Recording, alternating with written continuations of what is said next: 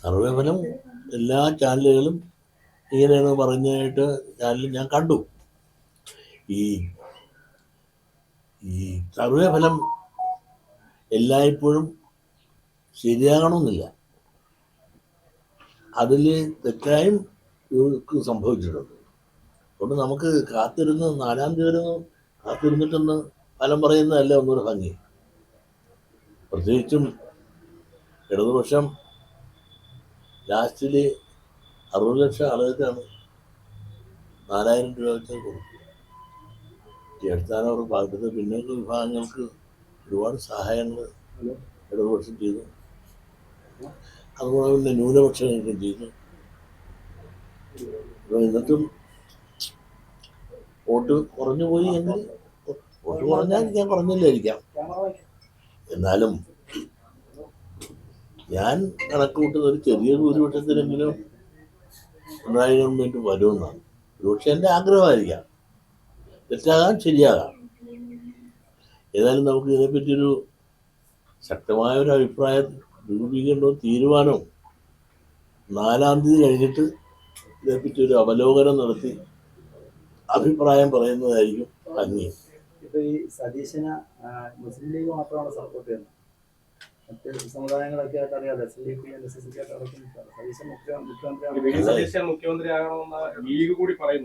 അതെ, അതുപോലെ ലീഗിന്റെ വക്താവായിട്ടാണല്ലോ സതീശൻ നിൽക്കുന്നത്. അതുകൊണ്ട് സതീശന് എപ്പോഴും ഇത്തരം ധൈര്യവും തന്നോടും കൊടുത്ത് എന്തും പറയുന്നതിന് വലിയ ശക്തി ആരാണ്? ലീഗാണെന്ന് എല്ലാവർക്കും അറിയാവുന്ന കാര്യമാണ്. അതുകൊണ്ട് തന്നെയല്ലേ സതീശൻ മുഖ്യമന്ത്രി ആകണമെന്ന് ലീഗിന്റെ നേതാക്കന്മാർക്ക് പറഞ്ഞു കഴിഞ്ഞല്ലോ അല്ലേ? അതായത് സെക്രട്ടറി ഉൾപ്പെടെയുള്ള ആളുകൾക്കെതിരെ സതീശൻ പറയുന്നത് ലീഗിന്റെ പിന്തുണയുള്ളത് കൊണ്ടാണ്. ലീഗിന്റെ പിന്തുണയുള്ളത് കൊണ്ടാണ് സെക്രട്ടറി ഉൾപ്പെടെയുള്ള ആളുകൾക്കെതിരെ ഒരു കർശനമായ നിലപാട് അല്ലെങ്കിൽ എപ്പോഴും എതിരഭിപ്രായം പറയുന്നത്. അങ്ങനെയാണോ? അതെനിക്കറിയില്ല. പുള്ളി പകലിങ്ങനെ എഴുത്താൻ പറയും, രാത്രി ഞാനൊരു ടൈപ്പ് നോക്കാനും ആലോചിക്കും. കാരണം ലീഗ് അങ്ങനെ ഒരു അഭിപ്രായം പറയാൻ പാടില്ലായിരുന്നു. കോൺഗ്രസിൽ ആരാണ് ആകേണ്ടതെന്ന് ഘടകകക്ഷിപ്പെട്ട ലീഗിനെ കുറിച്ചുള്ള ആളുകൾക്ക് പറയാമോ? അതല്ല. കോൺഗ്രസിൽ ആരാകണമെന്ന് കോൺഗ്രസ്സുകാരാ പറയേണ്ടത്. അവരുടെ പാർലമെന്ററി പാർട്ടി കൂടി ആരായിരിക്കണമെന്ന് അവർ തീരുമാനിക്കണം. അതിന് ലീഗ് മുൻകൂട്ടി ഇന്നയാളായിരിക്കണം എന്നൊരു അഭിപ്രായം പറഞ്ഞപ്പോൾ തന്നെ ഇവിടെ എന്താണ് സംഭവിക്കാൻ പോകുന്നത് നിങ്ങൾക്ക് ഇപ്പോൾ തന്നെ ഊഹിക്കാവുന്നതല്ല. ഇവിടെ ഒരു UDF ഭരണം വന്നാൽ ലീഗ് ഭരിക്കുന്നതിൻ്റെ അർത്ഥം ലീഗിന്റെ ഭരണം ഇവിടെ വന്നു കഴിഞ്ഞാൽ ഈ രാജ്യത്ത് അരാജകത്വം വല്ലതും ഉണ്ടാകുമോ? ഇവിടെ മാറാട് എത്ര എണ്ണം ഉണ്ടാകും? എന്തെല്ലാം കുഴപ്പം അവർ സൃഷ്ടിക്കും? ഒന്നുമില്ലായിട്ട് എന്തെല്ലാം പറയുന്നു. എന്റെ കോലമര കത്തിച്ചില്ല, ഞാനത് ചെയ്തിട്ടാണ്. അവരുടെ സർവാധിപത്യത്തിന് നിന്നു കൊടുക്കാൻ ഘടകകക്ഷികൾ നിർബന്ധരാകുകയല്ലേ. അങ്ങനെയല്ല രാഷ്ട്രീയത്തിന്റെ പോക്ക്. അവരിപ്പോ ഒന്നും പറയുന്നില്ല. അവർ നിങ്ങൾ നോക്ക്, ഇനി പൊട്ടിച്ചു കഴിഞ്ഞാൽ പറയും ഞങ്ങൾക്കൊരു ഡിമാൻഡും ഇല്ല, വകുപ്പിനെ പറ്റിയില്ല എന്നൊക്കെ നമുക്ക് പഞ്ചാര പറയേണ്ടത്. കാരണം വെച്ചാൽ മറ്റ് വിഭാഗങ്ങളുടെ വോട്ട് കൺസോളിഡേറ്റ് ചെയ്ത് മറുഭാഗത്ത് പോകാതിരിക്കാനുള്ള അടവുമായാണ്.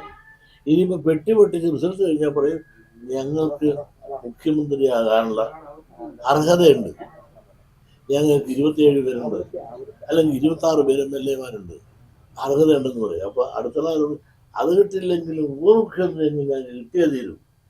ഇത് പറയുമ്പോൾ ഈ ഇരിക്കുന്നവര് ബാക്കി ഘടകകക്ഷികൾ ഇരിക്കാൻ പറയുമ്പോൾ കിടന്നു കൊടുക്കുന്ന ആളുകളാണ്. അവർ പറയും തന്നേക്കാമേ പറയും. അവർ അത്ഭുതപ്പെടാനുമില്ല. അവർ ചോദിക്കും, കൊടുക്കും, അല്ലെങ്കിൽ എടുക്കും. അവരെടുക്കുന്നതല്ലേ മതിയുള്ളൂ. ഇപ്പൊ തന്നെ വകുപ്പുകൾ വന്നാൽ എങ്ങനെയാണ്? ഈ സാധാരണ മുഖ്യമന്ത്രിയല്ലേ വകുപ്പ് കൊടുക്കുന്നത്. ഇത് മണക്കാട് തങ്ങളല്ലേ വകുപ്പ് കൊടുക്കുന്നത്. അവിടെയല്ലേ പ്രഖ്യാപിക്കുന്നത്.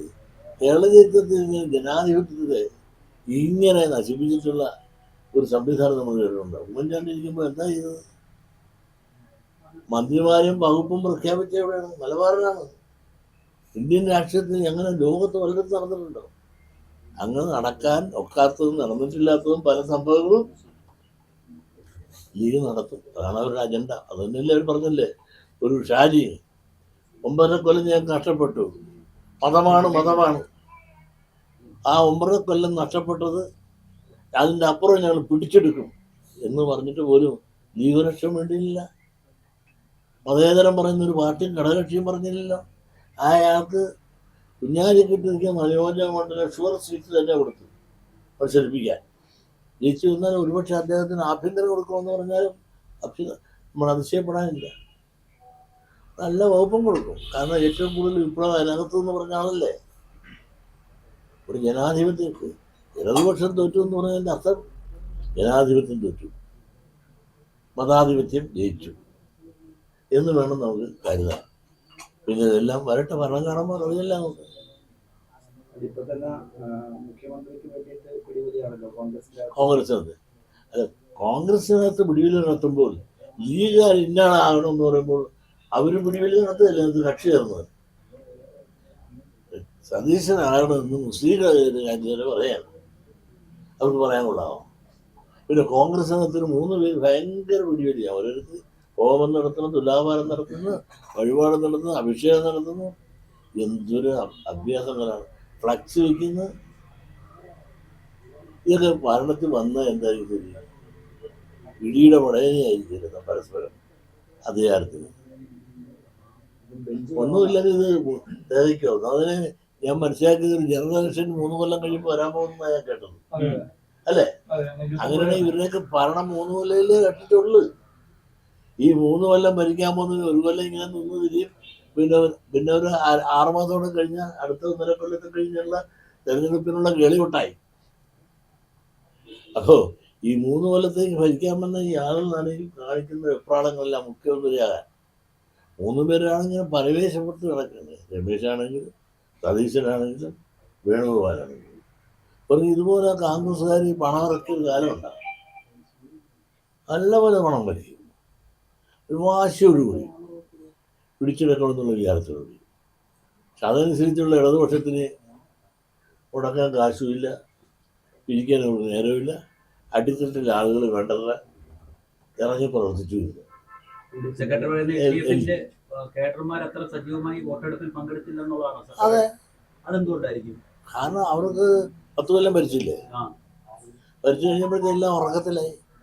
മേളിലുള്ളവർ എന്ത് നിർദ്ദേശം പറഞ്ഞാൽ താഴെക്കട്ടിൽ പ്രവർത്തകർ പ്രവർത്തിക്കാൻ എവിടെ ഉണ്ടായിരുന്നു?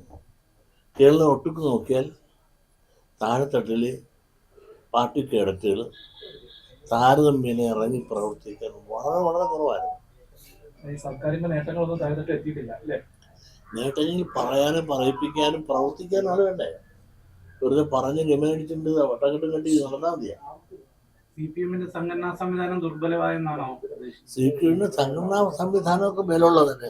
അടിത്തട്ടിൽ ഇലക്ഷൻ വർക്കിനെ സംബന്ധിച്ചിടത്തോളം എനിക്കറിയാവുന്ന പല മേഖലകളിലും പരിശോധിച്ചാൽ വളരെ പോരായ്മയുണ്ട്. ഇറങ്ങി നേതാക്കന്മാരായ പാർട്ടി മെമ്പർമാരെന്ന് പറഞ്ഞാൽ അവരാളുടെ അതിനകത്ത് പ്രധാന കക്ഷികൾ. ഒരു 25 പാർട്ടി മെമ്പർമാരുണ്ടെങ്കിൽ 5 പേര് പോലും താഴോട്ട് ഇറങ്ങി പ്രവർത്തിച്ച് ഫീൽഡിൽ ആശയപ്രകടനം നടത്താൻ വേണ്ടത്ര പരിമിതിയില്ലാതെ പോയി. ഈ പണ്ടൊക്കെ ഈ ഇലക്ഷൻ കഴിയുമ്പോഴത്തേക്കും ഈ ഇടതുപക്ഷത്തിന്റെ കണക്ക് ഇലക്ഷൻ കണക്ക് വരുന്നത് ഒരു വലിയ അത്ഭുതമായിരുന്നു. കാരണം ഇന്റലിജൻസ് കൊടുക്കുന്ന കണക്കിനേക്കാളും കൃത്യതയും ഉണ്ടായിരുന്നു ആ കണക്കിൽ. ഇപ്പൊ കഴിഞ്ഞ കുറച്ച് നാളുകളായിട്ട് ഇടതുപക്ഷത്തിന്റെ കണക്കും എവിടെയോ എഴുതി കൂട്ടുന്ന പോലത്തെ ഒരു കണക്കായി പോകുന്നുണ്ട്. അത് ശരിയാണ് നിങ്ങൾ പറയുന്നത്, 100% ചെയ്യാം. ഇടതുപക്ഷം എഴുതി കൂട്ടിട്ട് അറിയാവണം. അത് ജയിപ്പിക്കുക, അവരുടെ പ്രവർത്തനം മെച്ചമായിരുന്നു കാണിക്കാൻ വേണ്ടിയിട്ട് അവർ ജയിപ്പിച്ച് അവിടെ ചെല്ലുമ്പോൾ എല്ലാവരും ജയിപ്പിച്ച് ചെയ്യും. ഫലം വരുമ്പോൾ തോറ്റിരിക്കും. ഇവിടുത്തെ സംവിധാനം കാരണം ഇവിടെ ജയിപ്പിച്ചെഴുതില്ലെങ്കിൽ സംഘടനാ തലത്തിൽ താഴെയുള്ളവരുടെ പ്രവർത്തനം മോശമാണെന്ന് തോന്നുകയല്ലേ? മോശമല്ലെന്ന് തോന്നാൽ അതിരിക്കാൻ വേണ്ടിയിട്ട് അവരുള്ളതിനേക്കാൾ ബൂസ്റ്റ് ചെയ്തു. BJP ഇത്തവണത്തെ തെരഞ്ഞെടുപ്പ് എങ്ങനെയായിരിക്കും? അവർ നല്ല പെർഫോമൻസ് കാഴ്ചവെച്ചിട്ടുണ്ടെന്ന് മാത്രമല്ല അവർ 1-2 സീറ്റൊക്കെ നേടുകയും ചെയ്തു തോന്നേല. അവർ ചിട്ടയായിട്ടും പ്രത്യേകിച്ച് രാജീവ് ചന്ദ്രശേഖർ വന്നതിൽ പിന്നെയാണ് അത് ഭംഗിയായിട്ട് അവർ സംഘടനാ പ്രവർത്തനം നടത്തിയിട്ടുണ്ട്.